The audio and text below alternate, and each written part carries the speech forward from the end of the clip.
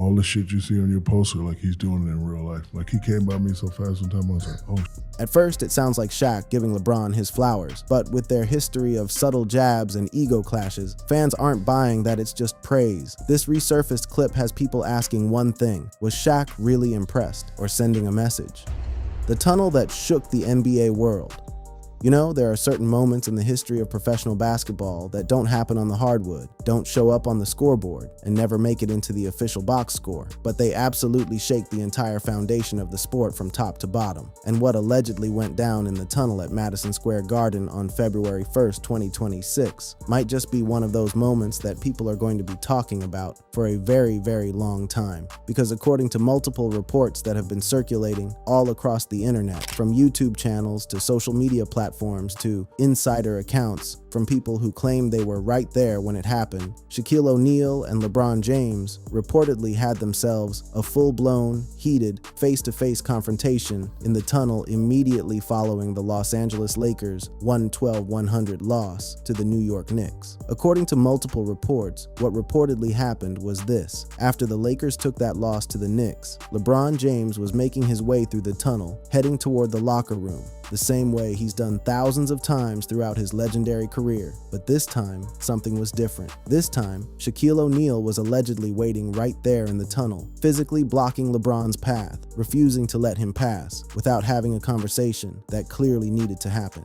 And the reason Shaq was allegedly so fired up, the reason he supposedly felt the need to confront LeBron face to face rather than just trading barbs through podcasts and television segments, was because of comments LeBron had recently made on his podcast. LeBron had suggested that the modern NBA is more demanding due to its faster pace and spacing compared to the physicality of the 80s and 90s eras. Now, to a lot of younger fans, that might sound like a perfectly reasonable take. The game has evolved, the pace is faster, the three-point shooting has completely transformed the way basketball is played. But to Shaq, a man who spent his entire career dominating in an era defined by bruising, physical, no-nonsense basketball, those comments were essentially a slap in the face to every legend who came before LeBron. The exchange reportedly got intense very quickly. Shaq allegedly questioned LeBron's perspective on the difficulty of the modern game, reportedly saying something along the lines of how you can't call this era hard when players get technical fouls just for looking at somebody the wrong way. And if you know anything about Shaq, you know that when he feels strongly about something, he doesn't hold back. He doesn't sugarcoat his words. He says exactly what's on his mind with the full force of his larger-than-life personality behind every single syllable. In your prime, do you think you could beat LeBron and AD, you and Kobe? Do I think or do I know? Yes, the answer is yes. I mean, because there's only one contributing factor. Who gonna guard me? That's right. No one can do that. No, they cannot. That's right. They can't do that. Not at all. LeBron, for his part, reportedly tried to defend the evolution of the game. He tried to make the case that basketball has changed, that the demands on modern players are different, and that just because the physicality has decreased doesn't mean the overall difficulty of competing at the highest level has gone down. But Shaq wasn't having it. He pushed back hard, accusing LeBron of downplaying the toughness of past legends like Michael Jordan, Larry Bird, and Magic Johnson, and suggesting that LeBron has benefited from playing in a softer era with rules against hand-checking and excessive physical contact that would have been perfectly legal back in the day. Witnesses who claimed they were present described the moment as genuinely intense. This wasn't two guys playfully going back and forth. This was a real confrontation between two of the most iconic figures in basketball history. Lakers staff, including GM Rob Pelinka, reportedly had to intervene to separate them before the situation escalated into something physical. Think about that for a second. The general manager of the Los Angeles Lakers had to step in between Shaq and LeBron to keep things from getting out of hand. That tells you everything you need to know about just how heated this exchange reportedly became. Now here's where things get a little murky, and it's important to be honest about this. No actual video footage of the tunnel incident has been released publicly. Most of the sources reporting on this story rely on narrated recreations or secondhand descriptions from people who claim they were there or heard about it from people who were there. That has led some people to speculate that the whole thing might be amplified clickbait designed to generate views and engagement by tapping into the NBA's ongoing generational debates. Reports indicate Lakers security has been working to suppress any footage footage, but the story has spread like wildfire based on insider accounts and eyewitness reports regardless. But whether the tunnel confrontation happened exactly as described or has been exaggerated for dramatic effect, what absolutely cannot be denied is that the tension between Shaq and LeBron is very, very real. And to understand why, you have to look at what Shaq has been saying publicly about LeBron over the past several months. Because Shaq hasn't just been casually disagreeing with LeBron's takes, he's been systematically dismantling LeBron's place in basketball history in the most public way possible. Shaq has repeatedly excluded LeBron from his all-time starting five, putting together lineups that include Stephen Curry at point guard, Kobe Bryant at shooting guard, Michael Jordan at small forward, Tim Duncan at power forward, and himself at center. That's a deliberate, intentional omission of a player who has 4 championships, 4 finals MVPs, 4 league MVPs, and is the all-time leading scorer in NBA history. And Shaq's reasoning for leaving LeBron off? It all comes back to what he calls the fear factor. Shaq has emphasized that players feared Jordan in a way that they simply don't fear LeBron. He's the only man that had me terrified on the court. Because I went from high school admiring him, college admiring him, and then he's right there in front of you. That's Shaq speaking from personal experience about what it felt like to share a basketball court with Michael Jordan. And when Shaq talks about that kind of fear, that kind of genuine intimidation that Jordan inspired in even the most dominant players of his era, he's making a very clear statement about where he believes LeBron falls short. All the shit you see on your poster, like he's doing it in real life. Like he came by me so fast one time, I was like, oh. That raw honesty from Shaq about being genuinely afraid of Jordan on the basketball court is something you almost never hear from a player of his caliber. And it perfectly encapsulates why Shaq feels so strongly that the modern era, LeBron's era, simply doesn't measure up to what came before. The All-Star snub and Shaq's mercy move. Now, if you thought the tunnel confrontation and the all-time starting five exclusion were the only layers to this rivalry between Shaq and LeBron, you'd be dead wrong. Because what happened with the 2026 NBA All-Star Game added an entirely new dimension to this whole situation, one that cut deep into LeBron's legacy in a way that nobody could have predicted just a few years ago. Here's the context you need to understand. Fan voting for the 2026 All-Star starters concluded in mid-January, and for the first time in 21 years, LeBron James finished outside the top spots in the Western Conference frontcourt, falling behind players like Nikola Jokic, Anthony Davis, and Zion Williamson. That means the man who had been voted an all-star starter every single year from 2005 to 2025, a streak of 20 consecutive starting nods that may never be matched, was suddenly no longer considered one of the best starters in his own conference by the fans who vote on these things. Now, LeBron was still selected as a reserve by the coaches, which speaks to the respect his peers in the coaching community still have for what he brings to the table, even at age 41. But being a reserve means something very specific in the context of the All-Star game. It means coming off the bench. It means not being out there for the opening tip. It means, for a player of LeBron's stature and legacy, a visible and undeniable step down from the pedestal he's occupied for more than 2 decades. And that's where Shaq entered the picture with comments that were interpreted very differently depending on who you ask. During a segment on TNT's Inside the NBA on January 29, 2026, the panel featuring Shaq, Charles Barkley, Ernie Johnson, and Kenny Smith was discussing all-star selections and the league's ongoing problem of prioritizing legacy over current performance. When the conversation turned to LeBron and the possibility of him coming off the bench in the All-Star game, Shaq said something that sent shockwaves through the basketball world. Shaq stated plainly that he didn't want to see the king coming off the bench, and that he wanted to spare LeBron from that situation. He framed it as an act of mercy, suggesting that seeing LeBron relegated to a bench role in the All-Star game would be more damaging to his legacy than simply not participating at all. He reportedly said something along the lines of thanking the king for everything he's contributed to the game, but making it clear that he didn't want to watch him come off the bench. And when Kenny Smith pushed back on that take, Shaq doubled down even harder. He clarified his position by stating directly that LeBron was not playing like an all-star, and that putting him on the bench would only serve to highlight his decline rather than celebrate his incredible longevity. In Shaq's view, excluding LeBron from the game entirely would be the kinder, more respectful option. Now here's where opinions split right down the middle. Some people heard Shaq's comments and genuinely believed he was trying to protect LeBron's image. They saw it as as a veteran looking out for another legend, trying to spare him the indignity of a role that doesn't match his historical greatness. But others heard those exact same words and interpreted them as a subtle, calculated dig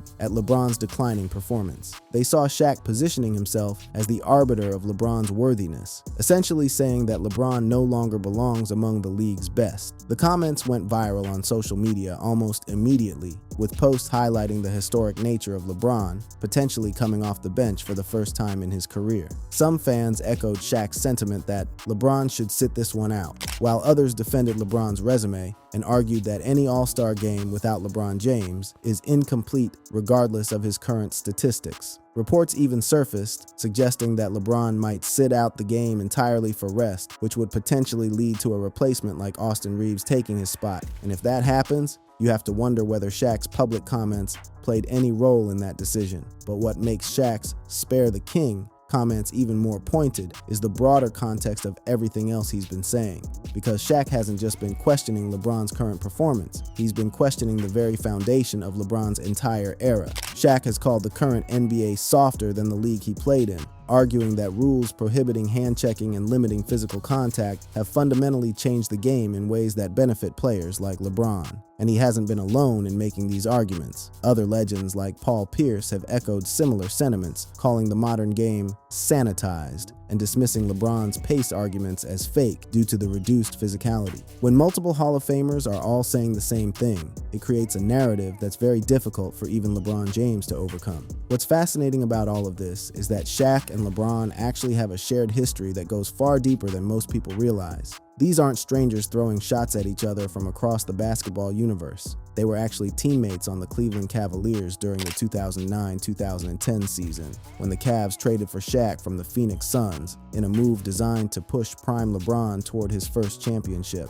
And by all accounts, that season started with genuine excitement and mutual respect. LeBron reportedly called the opportunity to play alongside a four-time champion like Shaq a real honor. And Shaq, for his part, had nothing but praise for LeBron's leadership abilities. Shaq being in the West, Kobe being in the West, you can see them playing an All-Star game again together because of the caliber of players they are. That was LeBron during the 2009 All-Star game, speaking about the caliber of talent in the league at the time. And when the conversation turned to Shaq specifically, LeBron had nothing but love for the big fella. The game will definitely, whenever he decides to unlace the shoes, man, and the game will be missed without the big fella. That's LeBron acknowledging exactly how much Shaq meant to the game of basketball. And then LeBron went even further in his praise. He brings showmanship, sportsmanship, all that laughter. He brings everything to the game of basketball, man.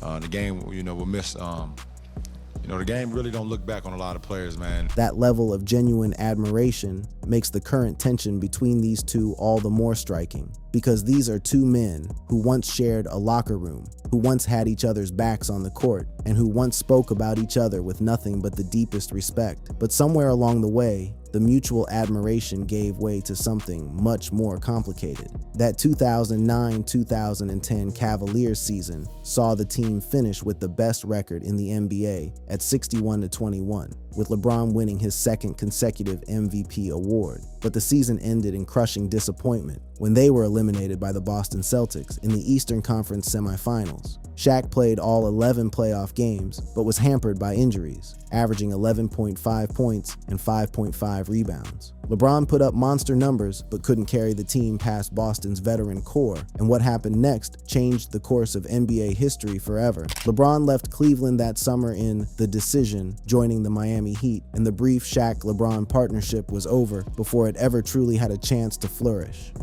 From Kobe to LeBron and the War of Eras.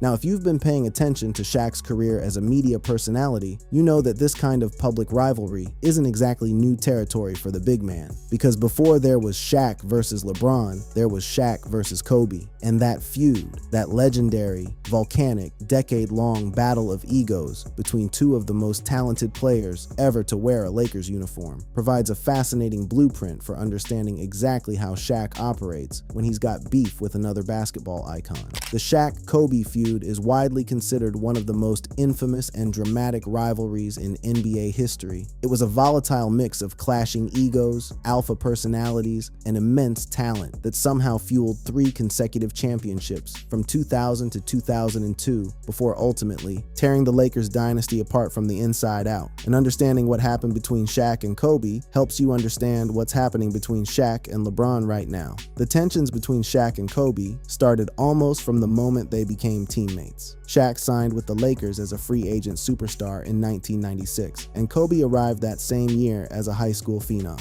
Early tensions surfaced from Shaq viewing the young Kobe as a sidekick, while Kobe pushed aggressively to become the focal point. By 1998, reports of jealousy, accusations of selfish play, and even a physical altercation during a pickup game during the NBA lockout had already poisoned the well between them. He's the only man that had me terrified on the court. Because I went from high school admiring him, college admiring him, and then he's right there in front of you. And all the shit you see on your poster, like he's doing it in real life. Like he came by me so fast one time, I was like, oh shit. That fear Shaq had for Jordan stands in stark contrast to how he viewed his own teammates and rivals. With Kobe, it was never about fear. It was about ego, about who deserved to be the alpha, about whose name should come first when people talked about the Lakers dynasty. But here's the thing that makes the Shaq-Kobe story so relevant to what's happening with LeBron right now. Despite years and years of bitter, public, deeply personal feuding, Shaq and Kobe eventually reconciled. In 2015, Kobe appeared on Shaq's podcast and admitted he had been an idiot as a young player. Shaq acknowledged that much of what was said happened in the heat of the moment. They came to understand that what they had was,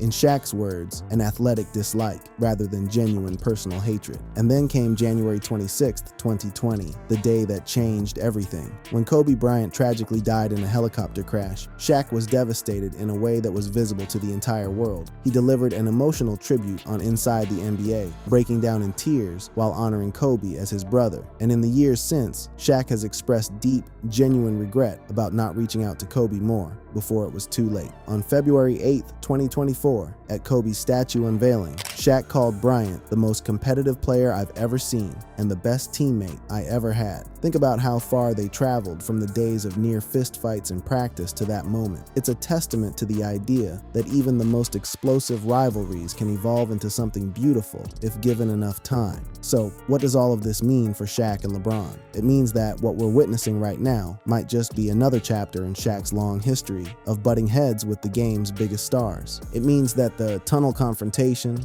the all-star comments, the all-time starting 5 exclusions, all of it might be Shaq doing what Shaq has always done, challenging the people he actually respects the most, because that's just how he's wired. But there's also something deeper going on here, something that one analyst broke down in a way that really puts Shaq's entire situation into perspective. Because the truth is, Shaq's rivalry with LeBron might not just be about eras or toughness or who's the greatest of all time. It might also be about Shaq's own relationship with what could have been. What do you make, Shannon, of Shaq's comments?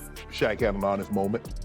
Shaq knows damn well he's supposed to be in the conversation as one of the 2 or 3 greatest players ever. That assessment cuts right to the heart of the matter, because the argument has been made convincingly that Shaq had the physical tools to be not just one of the greatest players of all time, but arguably the greatest player of all time. Not just most dominant, the greatest ever. You're never gonna see a man Shaquille O'Neal's size be able to move with the athleticism that he possessed. And the reason he didn't reach that absolute pinnacle, the reason the GOAT conversation usually revolves around Jordan and LeBron rather than including Shaq's name, it comes down to one thing. He didn't take it serious enough in the offseason with his training, with his nutrition, and he didn't come back in shape like he was supposed to. Had he taken it serious like LeBron, had he taken it serious like Kobe, had he taken it serious like Jordan, ain't no way in hell we can have a discussion. That's a brutally honest assessment that Shaq himself has essentially acknowledged. And when you think about it in the context of his rivalry with LeBron, it adds a completely different layer to every criticism, every exclusion from the all-time starting 5, every comment about sparing the king. Had he taken it serious like LeBron, had he taken it serious like Kobe, had he taken it serious like Jordan, ain't no way in hell we can have a discussion. Because the beauty of LeBron James, the thing that sets him apart from virtually every other athlete in the history of professional sports, is exactly what Shaq lacked: the discipline, the commitment to longevity, the understanding that greatness isn't just about natural talent, it's about maintaining that talent year after year after year.